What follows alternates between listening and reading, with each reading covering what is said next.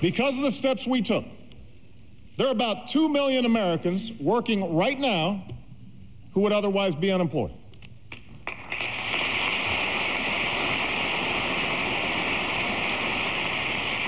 $200,000 work in construction and clean energy.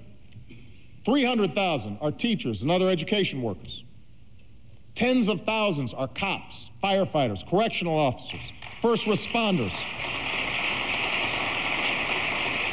And we're on track to add another 1.5 million jobs to this total by the end of the year. The plan that has made all of this possible, from the tax cuts to the jobs, is the Recovery Act. That's right. The Recovery Act, also known as the stimulus bill.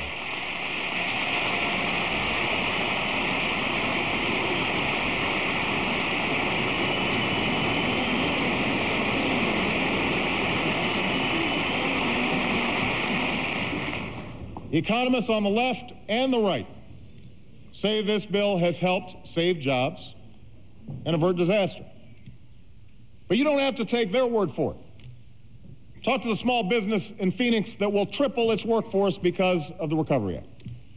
Talk to the window manufacturer in Philadelphia who said he used to be skeptical about the Recovery Act until he had to add 2 more work shifts just because of the business it created. Talk to the single teacher raising 2 kids who was told by her principal in the last week of school that because of the Recovery Act, she wouldn't be laid off after all. There are stories like this all across America. And after 2 years of recession, the economy is growing again. Retirement funds have started to gain back some of their value. Businesses are beginning to invest again. And slowly, some are starting to hire again. But I realize that for every success story, there are other stories of men and women who wake up with the anguish of not knowing where their next paycheck will come from, who send out resumes week after week and hear nothing in response. That is why jobs must be our #1 focus in 2010, and that's why I'm calling for a new jobs bill tonight.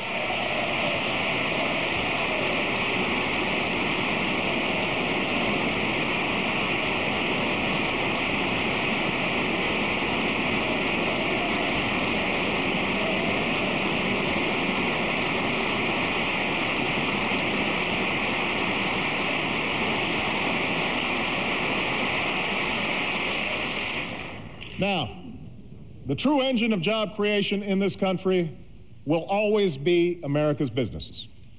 I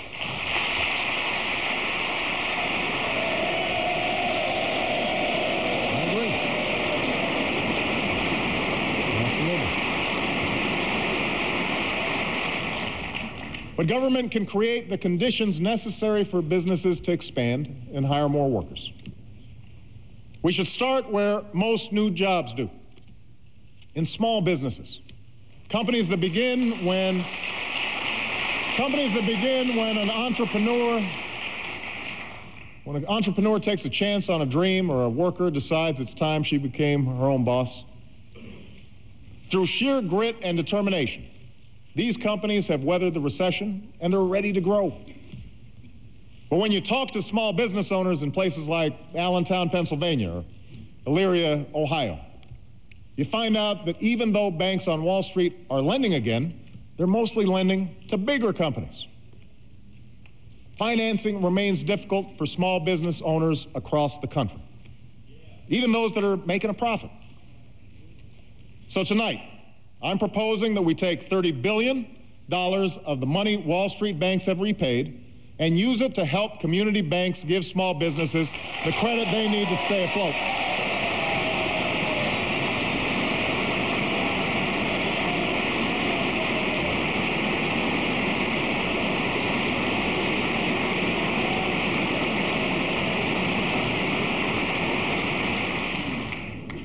I'm also proposing a new small business tax credit, one that will go to over 1 million small businesses who hire new workers or raise wages.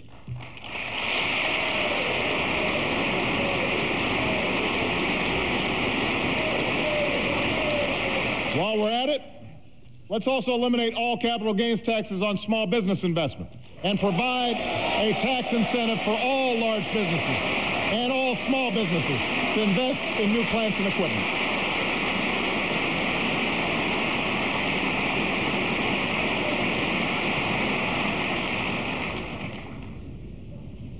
Next, we can put Americans to work today building the infrastructure of tomorrow.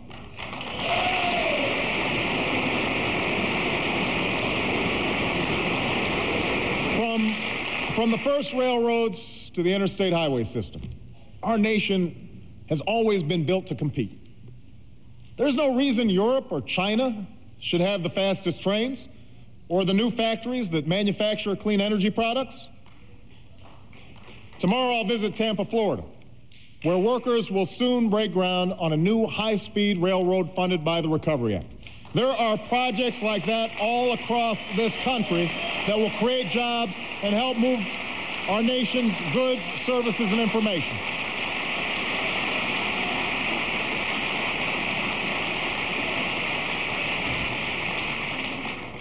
We should put more Americans to work building clean energy facilities and give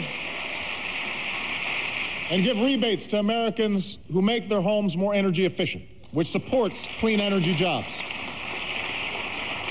And to encourage these and other businesses to stay within our borders, it is time to finally slash the tax breaks for companies that ship our jobs overseas and give those tax breaks to companies that create jobs right here in the United States of America.